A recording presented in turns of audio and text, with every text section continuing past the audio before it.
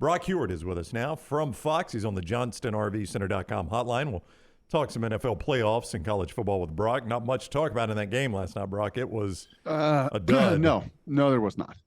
I mean, I thought it'd be a blowout. I didn't think it'd be that bad, though. Yeah.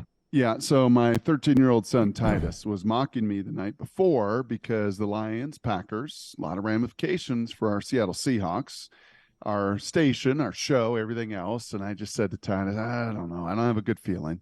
Like the Packers, the Lions, Lambeau, I don't think the Seahawks have ever won under Pete Carroll in Lambeau Field.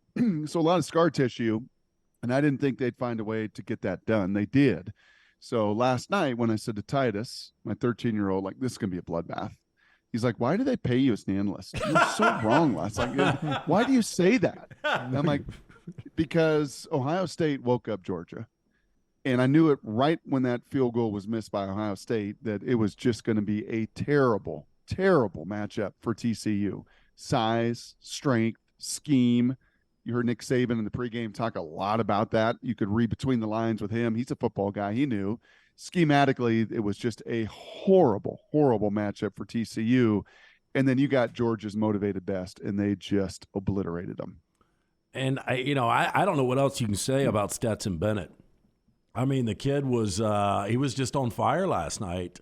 And in these big moments, he had a rough first half in the national championship last year, but he was able to come back and have a great second half. It happened in the semifinal game, had a great fourth quarter against Ohio State. But when the moment's big, I mean, that kid is just really, really good. Tom McShay was asked before the game, I don't know if you guys saw that or how much pregame you watched, but he was asked before the game, which prospect on the field has the most opportunity to gain in value and in the draft and stock and everything else. And he said Max Duggan.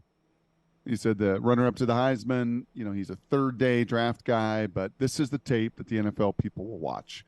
And for poor Max Duggan, that's the tape that he hopes everybody flushes and somehow doesn't hit record on because it was brutal. And I think on the other side, and I didn't disagree with it at the time with McShay. I'm like, yeah, that kind of makes sense. I mean, Max doesn't see the game great. There's a reason that he was beat out. If you watch him and his backup throws a little cleaner, throws a little bit better, anticipates more than Max does. But Max is just a gamer and a runner and just a college stud, but he's not an NFL guy. I think he's a CFL guy. Stetson Bennett last night, I don't know how you could not watch that game and watch the bevy of work this season and say to yourself, he just plays a step ahead. I mean, they operate quickly, versus empty. That was telling to me. Here comes D. Winters, who will play in the NFL. He's the unblocked edge guy, and Stetson is just like, yep, here you come, and I'm going to spin right away, and I'm going to get out of the way because I know exactly what's coming. And then his anticipation over the middle of the field as an undersized guy, and he is little, and he's going to be nitpicked, and he's going to be weighed and measured just like his buddy Bryce Young is going to be, and nitpicked from here till draft day about being too small. But when you play with the anticipation and the accuracy that Stetson plays with, he's going to be on an NFL roster next year. Listen, we're not just talking rose, sugar, orange, that scenario. I'm talking poinsettia, Astro Bluebonnet, the GoDaddy of them all that I called GoDaddy, the Weed Eaters. 65-7's the biggest beatdown in postseason college football history. Bacardi Bowl in Havana with Auburn, and back in the day, this was the biggest beatdown ever. What do we make of the Big 12 moving forward? Because it was such a big moment that TCU had gotten there, and it wasn't Texas and Oklahoma. Is it a stain that stays with that conference moving into next year, or is it just a flush it and move on, Brock? You're a big picture guy. Yeah, I know that's not a flush it and move on. That Kaz Kazadi, the strength coach there at TCU, will have that, I'm sure, on T-shirts. It will be on their wall. It will be for all of the incredible goodwill. And I had a chance to call 3 of their amazing games and their most amazing walk-off kick of the season that to this day in 14 years of broadcasting was a moment, my number one moment, a moment I'll never forget again because I never saw it coming and don't think we'll ever see it again quite like that. But no, that will stick with them. And it doesn't stain and scar the whole rest of the year in the incredible season they had, but it showed the reality of where they are physically. One of the last things I do, I think I've told you guys this before, one of the last things I do in our production meetings the night before a game when the hay's in the barn, I have my board out with all my notes, is I'll just play a little old playground game back at Meeker Elementary in Puyallup, in a playground when you pick your buddies. Okay, I pick you, I pick you, I pick you. And out of the 22 starters last night on that board between Georgia and TCU, 22, how many Georgia Bulldogs do you pick to be your starter? And how many Horned Frogs do you pick? The only Horned Frog that I go with for sure is the wide receiver. Yeah, Quinn Johnston. That's the only one. I think that's the only one. Yeah. Yeah. Maybe D. Winters, the linebacker. I think he's a pretty legit dude. Maybe someone in their secondary is safety. Maybe, but probably not. Maybe Hodges Tomlinson, an All-American corner. He could play in Georgia's system. Feisty, scrappy, man-to-man, but he's little. But, yeah, you're looking at maybe 1.5, 2 versus the Ohio State game where it's probably split. Right. Pretty darn close to it. And that game went down to the final field goal, and unfortunately last night was just a debacle for college football. If I am not mistaken, my research is correct. Sun Bowl, Holiday Bowl, and 2 Aloha Bowls for Brock Huard in his time at Washington, to add to your bowl list there. Yeah. Brock 2 field goals short of the Rose Bowl. So, oh, man. Aloha Bowl, though, that's strong. yeah, but I want to ask you, Sun Bowl real quickly. We got an NFL question or two for you, but Sun Bowl, was that back in the day? Would you guys go across the border and get boots made for you, specifically made for you in El Paso? Not made for you, but that was specifically the time they told you the night before or the night you got there. One of you knuckleheads is going to be naked on the streets in Juarez, and your wallet's going to be gone, and everything's going to be gone because it happens every year. And sure enough, I'm not going to say his name. One of the walk-on D linemen was in Juarez too late and lost his wallet and didn't get across the border, and so that was and Montezuma's revenge, which lived with me for 6-7 years afterwards. Oh, my gosh. Oh yeah, that little bug that just was not a good trip for me to El Paso. Nor was the Hawkeyes beating us as my redshirt year and my older brother Damon's final game there at the UW. So not the fun. It's great people, great bowl game. They've come a long ways, but back then that was those were a couple of the rough. Hey, memories. tell me. So I've been to Mexico a few times, and I've come back with it before, but I've been able to shake it within a week. You said 6 or 7 years.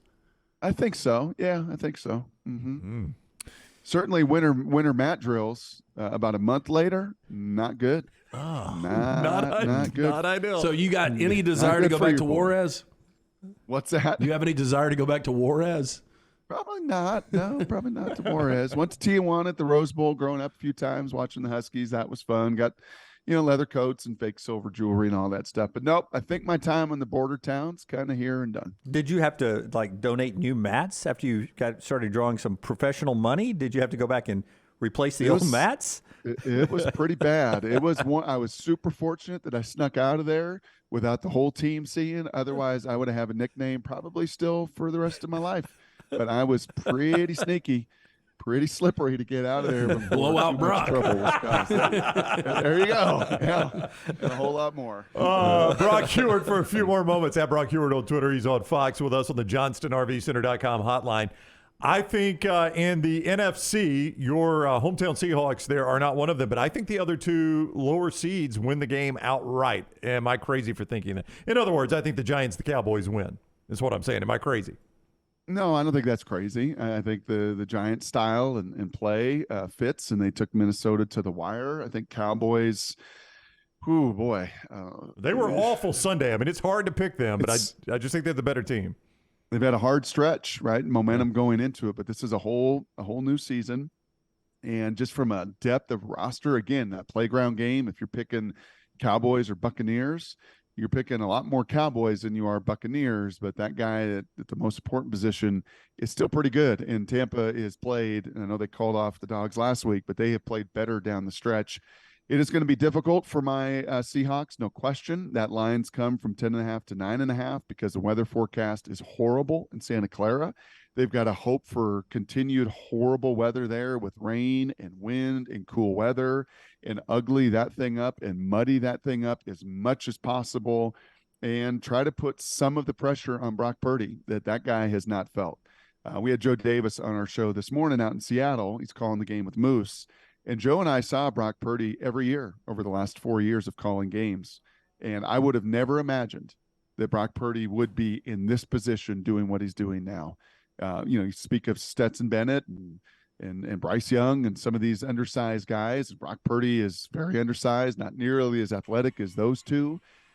Was drafted last for a reason, but holy smokes, as he played just tremendous football. But they've got to put pressure on him and somehow, some way, make the game fall on his small hands in really wet weather to at least keep it close till the fourth quarter. By the way, I've got Vita Vea, Levante David, and White and Mike Evans and Chris Godwin all on the phone right now, wanting to be picked at the playground. They've got them. No, they got them. They got them. They certainly have a few difference makers, but out of the 22, I think you lean a little more Dallas than Tampa overall. I'm sorry, my Buccaneer hair in the back of my neck got fired up there a little bit. Man. Settle down, Jim. Settle down. I appreciate yeah, let me. Sorry, Stinky. I didn't mean to step on you there. Brock is a friend of ours, Jim. If you would please park that tone and let Lance ask a question. And let me jump in. No Rams playing, Brock, so I don't know where we're going. His last game, boy, some terrible calls in Seattle this past weekend. Gosh. You will give me that. There were some awful calls. It's okay. It didn't matter. Rams season was over. Baker Mayfield should be able to throw a deep ball better than that. With all that said, do you think Sean McVay's really going to step away? I have a hard time believing that. The Stafford and Aaron Donald and those guys, they wanted to run it back after the Super Bowl. I think after this disappointing season, kind of like Russell Wilson in Denver, right, is going to learn from it and dig into it. And there is just I don't think you want to go out that way. Not with that talent, Cooper Kupp and everything they bet on, and they went all in, right? So do I think Sean McVay is going to be there, Lance, the next 5 years? No. Do I think he's going to be there next year? Yes. Are the opportunities in the broadcasting world as good this offseason as they were last year? Absolutely not. Right? Tom Brady's likely going to be in the Fox booth, and Herbie is at Amazon, and obviously Romo is locked in, and Chris is locked in. So you don't have a number one job, and the disparity between number one money and number two money is, well, the disparity between Jim and Lance money. I mean, it's significant dough. So I don't know if you've ever had the coaching bug, though, but I mean, if you can make $10 million coaching and $10 million in the booth, I mean, to me, it's a better option being in the booth because I'd like to work less, but I've never had a coaching bug. What do these guys feel when it comes to that? Well, there's no question. And you watch John Madden and John Gruden and lots of these guys go from coaching to the broadcast and realize, like, this is the way to live.